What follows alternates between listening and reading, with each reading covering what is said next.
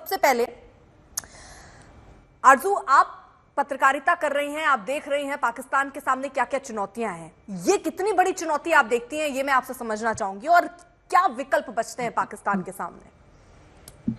देखिए, एक डेफिनेटली बहुत बड़ा चैलेंज है पाकिस्तान के सामने। और पाकिस्तान की जो गवर्नमेंट है और इस वक्त जो एजेंसीज और कह लीजिए एस्टेब्लिशमेंट है, उनको अपनी पॉलिसीज को देखना होगा। उन्हें जो बलूचिस्तान के लोग हैं उनको टेबल पे लाना होगा, उनके साथ बातचीत करनी होगी। सिर्फ यहाँ से ऑपरेशन लॉन्च कर देना और ये कहना कि नहीं वो टेररिस्ट हैं, हम उन्हें मार देंगे और छोड़ेंगे नहीं, तो उससे मसला हल नहीं होगा। ये तो खैर सभी जानते हैं कि बीएलए एक टेरर ऑर्गेनाइजेशन है और ये चीज यूएन में भी लिखी हुई है। लेकिन बात सारी ये कि और बहुत से ग्रुप उनके साथ मिल गए हैं, जिसमें टीटीपी भी शामिल है। और पाकिस्तान के लिए ये एक बहुत बड़ा चैलेंज है कि उन लोगों को हर चीज का मालूम है, कब इनकी बस निकलनी है, कब इनकी ट्रेन चलनी है, कहाँ से लोग आएंगे, कितने लोग आएंगे और उसके बाद कैसे अटैक करना है। तो डेफिनेटली कहीं ना कहीं कमजोरी या कह लीजिए कि गफलत जो है वो पाकिस्तान की तरफ से ही दिखाई दे रही है, पाकिस्तान गवर्नमेंट या एजेंसीज की तरफ से दिखाई दे रही है कि उनके पास हर मालूमात है।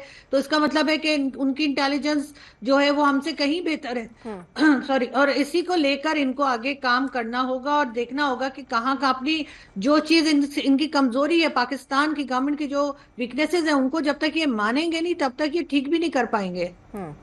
ठीक है। और ये क्योंकि बिलाल साहब, मैं आपसे समझना चाहूंगी कि ये दिक्कत आखिरकार है क्यों, और ये लगातार हम देख रहे हैं, शुरू से ही ये हम देख रहे हैं कि पाकिस्तान के खिलाफ थे, कभी ये आजादी रहना चाहते थे, चीन का भी विरोध कर रहे हैं, ये पाकिस्तान का विरोध कर रहे हैं। वो ये मानते हैं, बहुत सारे बलूच के जो वहां बलूचिस्तान के नागरिक हैं, कि दोयम दर्जा का उन्हें वहां पर एहसास होता है, जो बुनियादी सुविधाएं हैं वो उनको मिल नहीं पा रही हैं। और इसीलिए बलूचिस्तान लिबरेशन आर्मी, जिसकी जिक्र हम कर रहे हैं, बीएलए, जिसने ये हमला किया है, 70 के दशक में अस्तित्व में आया और 21वीं सदी में इसका प्रभाव बढ़ा। आप वजह क्या देखते हैं इसके पीछे? लगातार ये जो गुरिल्ला अटैक्स हो रहे हैं, इस तरह के अटैक्स हो रहे देखिए, हैं, क्या वजह वजह?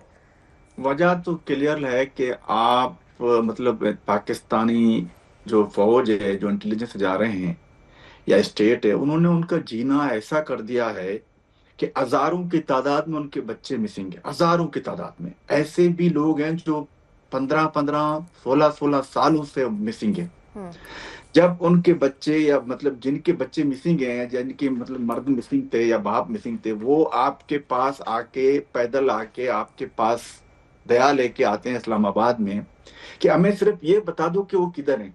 आप उन पे गंदा पानी फेंकते हो, आप उनको घसीटते हो, आप उनको मारते हो, और उनके साथ साथ आप उनके वसाइल को, चाहे वो रकेट हो, सैंडक हो और दूसरे वसाइल हैं, गैस हो, उनको लेके अपने बच्चों के लिए हालात को चेंज करते हो। और वहां पे बेचारे लोग आज तक ये न उनको पता नहीं है कि मेरा बाप जिंदा है, मेरा भाई जिंदा है, नहीं, मेरी नहीं बहन किधर है। सर, तो इसके इस पीछे क्योंकि तरीके की ये बार बार कहा जाता है कि वहां के लोग बहुत प्रताड़ित हैं, लेकिन पाकिस्तान हमेशा इनकार करता है। वो कहता है कि ये साजिशें हैं जो दूसरे देश रच रहे हैं और उसकी वजह से आज ये हालत है, देखिए, ये कराया जा रहा है। वहां पर सारी स्थितियां सही हैं, लेकिन क्योंकि आप एक्टिविस्ट पाकिस्तान हैं, आप चीजों को और अच्छे से देखते होंगे, किस किस तरीके की दिक्कतें आ रही हैं, और पाकिस्तान क्यों बलूचिस्तान को इतने लंबे समय से अपनी निगाहों से दूर रखता रहा। ये जुल्म करने की क्या जरूरत थी? पाकिस्तान को क्यों कर रहा है ये? वो पाकिस्तान तो रोज अव्वल से, जिस दिन से ये मुल्क बना है, ये अपने लोगों से झूठ बोलता आ रहा है।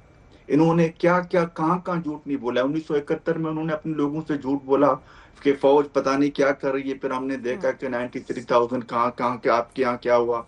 और इस तरीके से हर दफा, और ये कहना कि हिंदुस्तान के लोग उसमें मुलवस हैं। मैं उनको एक मशवरा देता हूँ, पाकिस्तान, कुछ कमर चीमा साहब बैठे हैं थिंक टैंक के वहां के, आप रेफरेंडम करा लें। जब हम रेफरेंडम की बात करते हैं, ये कोई और मुद्दा लेके, तो भाई मैं बलोच हूं, मैं अपनी बात करता हूं। आपके पास एक सिंपल क्वेश्चन है, दूध का दूध पानी का पानी। आप दुनिया को ये बताते हो ये चंद लोग हैं, तो आप रेफरेंडम करा दो। बच्चे बच्चे के ज़हन में पाकिस्तानी सैनिकों के लिए इतनी नफरत है कि मैं आपको बता नहीं सकता। वो गन लेके जिस तरीके से हमारी माओ बहनों को इस्लामाबाद में मार रहे थे, चीमा साहब ने भी देखा, हमारी औरतों के कपड़े तक उन्होंने छीन लिए। ये जो हम शरीक बोलते हैं, दुपट्टा तक उन्होंने छीन लिया। और ये आके कहते हैं कि हम आपको, मतलब आपने एक तो खुद करे, आप चाइना को लेके हैं, आप हमें बोल रहे हैं चाइनीज जुबान सीखो। मुझे आज तक उर्दू सही नमूने से नहीं आती मेरे बच्चों को, आप चाइना को लेके आए। मतलब आपने ऐसा एक माहौल क्रिएट किया है वहां पे। मैं आज आपको एक बात बताता हूं, ये चीमा साहब को भी पता है, ये दूसरे लोगों को भी पता है। Balochistan point of no return पे आ चुका है। सरदार अख्तर मैंगल जी, जितने भी हमारे जो पानी मानी पॉलिटिक्स करते हैं, उन्होंने भी हाथ ऊपर उठाए कि अब हमें नहीं करना, we are tired from that. ये लोग नहीं समझते, इनके जहन में एक भूसा भरा हुआ है कि हमारे पास गन है। जिस तरीके से इन्होंने बांग्लादेश में किया, बंगालियों का रेप किया, उन पे बोतांता छोटे हैं, काले हैं, क्या आ रहा है आज 1% के मतलब 1% पाकिस्तानी कितने पैसे का है? आप मुझे बताइए, मैं पाकिस्तानी से पूछता हूँ। कहने का मतलब ये है, they have to understand that कि इस तरीके से आप लोगों की बदमाशी नहीं चलेगी आज तक। वो दिन नहीं जब आप 1971 में झूठ बोलते थे, अब दुनिया को पता चल रहा है कि आपकी पतलूनें कहां पे उतर रही हैं। ठीक है, कमर चीमा, एक रिएक्शन कमर चीमा से ले लूं। क्यों आंखें बंद करके रखी गई हैं? क्यों आंख बंद की गई है? आप मुझसे पूछ रहे हैं जी? क्या अब सवाल दोबारा करें? कमर चीमा। जी, मैं बताता हूं। पहली बात तो ये है कि मैं बताना चाहता हूं कि हम दहशतगर्दों से बात नहीं करते।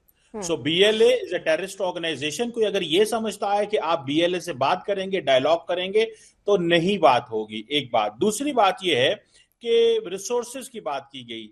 रिसोर्सेज जो होते हैं वो स्टेट के होते हैं, वो इंडिविजुअल के नहीं होते, रियासत के रिसोर्सेज होते हैं। सो अगर कोई ये कहता है कि बच्चे गायब करना ये रियासत का काम है, चमचीमा साहब, आपसे सिंपल सवाल है। टोका नहीं है, मैं आपको टोका नहीं है। मेरा एक सवाल ले ले, बच्चों को गायब करना ये रियासत का काम है।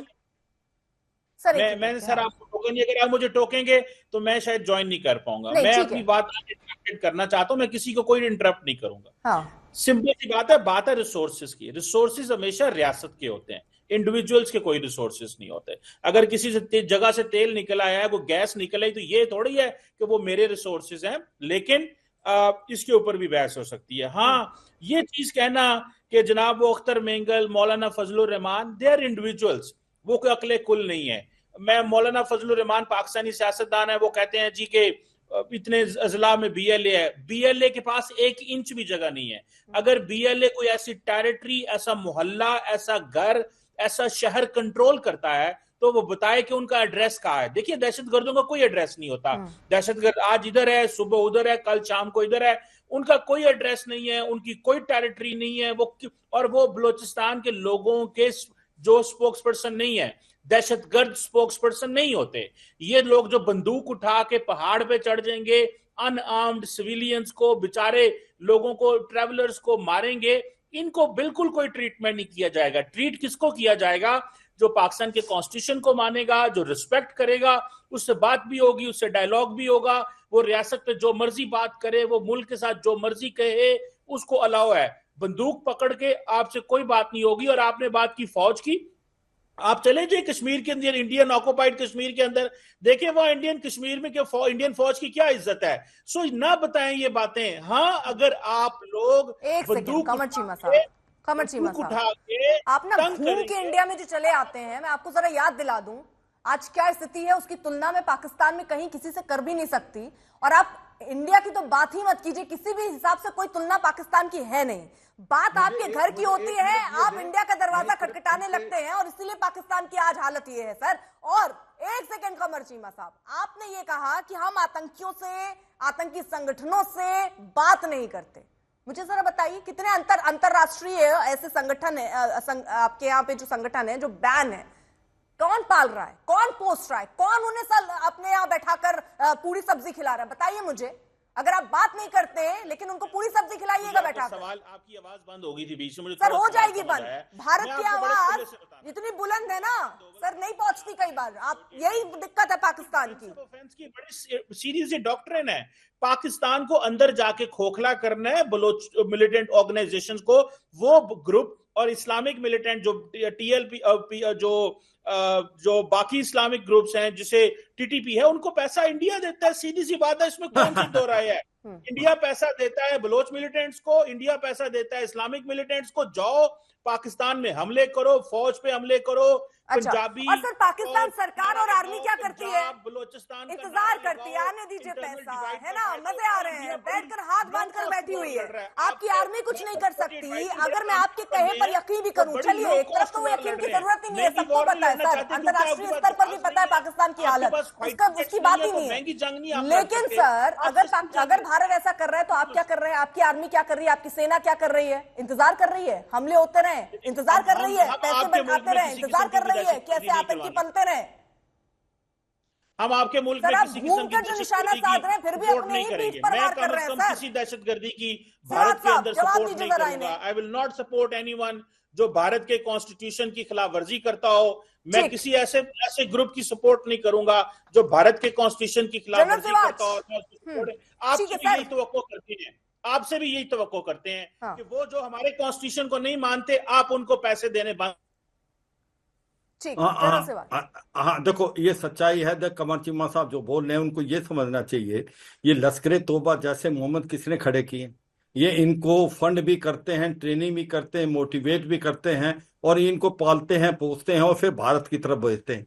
अगर ये प्रॉब्लम पाकिस्तान की एक ही है कि आतंकवाद के दो मापदंड हैं। वो कहते हैं हिलेरी क्लिंटन जब 2013 में आई थी as a secretary of state Pakistan में, तो उन्होंने बोला था कि अगर आप अपने घर में सांप पालेंगे और ये सोचेंगे कि आपके नेबर को डसेगा, एक दिन आपको भी डसेगा। तो ये जो पाकिस्तान के अंदर टेररिज्म पैदा हुआ है तहरीके तालिबान पाकिस्तान के रूप में, ये टेररिज्म तो पाकिस्तान ने खुद क्रिएट किया और अभी भी पाकिस्तान गुड और बैड टेररिस्ट में डिफरेंशिएट करता है। वो आतंकवादी जो भारत की तरफ भेजता है लश्कर तोबा जैसे मोहम्मद, उनको गुड टेररिस्ट बोलता है, उनको फंड भी करता है। और आज जो टॉप 100 टेररिस्ट हैं वर्ल्ड के, उनमें से 80 वो हैं जिनकी रूट्स या वो पाकिस्तान से हैं। तो सच्चाई है पाकिस्तान का डबल चेहरा जो आतंकवाद को, वही पाकिस्तान को ले डूबा। आज पाकिस्तान अगर टेररिज्म का एक प्रकार से विक्टिम है तो वो आसमान से तो आया नहीं, वो खुद क्रिएट किया गया था। और यह भी समझना है कि अगर मान लो बलूचिस्तान के अंदर बलूचिस्तान लिबरेशन आर्मी एक फ्रीडम स्ट्रगल लग रही है तो वो खुद लड़ रही है, वो तो आपके अपने करकुओं से हुआ है। भारत का उससे कोई लेना देना नहीं, भारत का उससे बॉर्डर नहीं मिलता।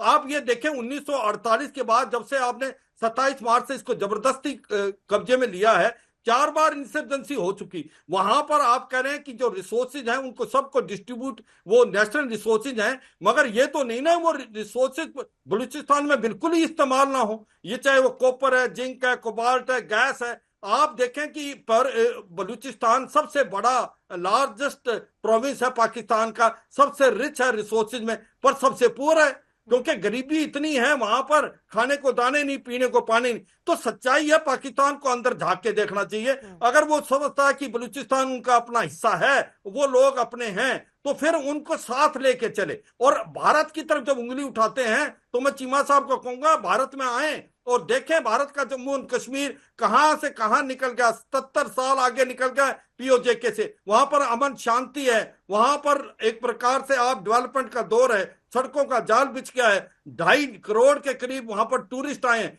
आपका जो G20 की मीटिंग के अंदर सऊदी अरेबिया यूएई ने $400 मिलियन हॉस्पिटैलिटी इंडस्ट्री में लगाया है। तो वहां पर तो आप तो पीओजेके में लोग सड़कों पे हैं, मुजफ्फराबाद, मीरपुर, कोटली, जहांगीर, ददनियाल, बाग, पाकिस्तान वाला पहुंच, वहां चक्का जाम और शट डाउन है। वो कहते हैं भारत में मिलना चाहते हैं, उसकी वजह हम थोड़ी है, वो तो आपका लोग कह रहे हैं कि भाई भारत कहां से कहां निकल गया, भारत का जम्मू और कश्मीर कहां से निकल गया। तो मैं ये कहूंगा भारत को आप उंगली उठाना बंद करें। अगर आपकी प्रॉब्लम तहरीके तालिबान पाकिस्तान के साथ है या बलूचिस्तान लिबरेशन एक आर्मी जो फ्रीडम स्ट्रगल कर रही है, जब तक आप उनसे बातचीत नहीं करेंगे, जब तक कोई समाधान नहीं निकलेंगे, उसका सोल्यूशन नहीं निकलता। ये सिविल वार की तरफ जा रहा है पाकिस्तान, अगर अभी नहीं रोका गया तो मैं यही कह सकता हूं अर्पिता।